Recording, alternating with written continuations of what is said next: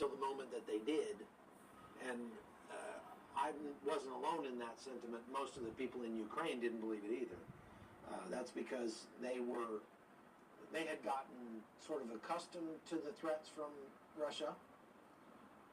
They had been threatened by Russia and indeed under attack by Russia since even long before, 8 years earlier, 2014, Russia, after the Maidan Square incident and the revolution that they had there, kicking out their pro-Russian president and replacing more pro-Western president.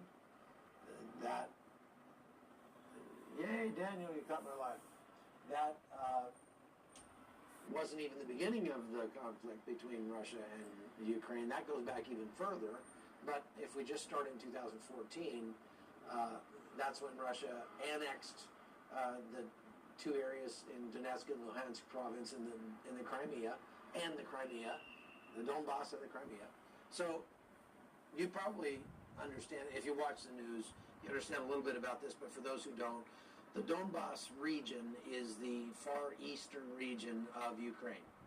Ukraine is a very large country. And how large? Well, roughly the size of Texas, to pretty robustly compete with Russia for big market. You know, Russia, over 40% of its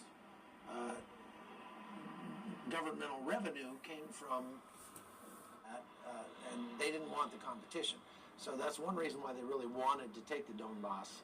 And the areas that they took at the beginning of the war, other than the parts that they were trying to go for Kyiv and everything like that, pretty much coincided with the areas that had those oil and gas reserved.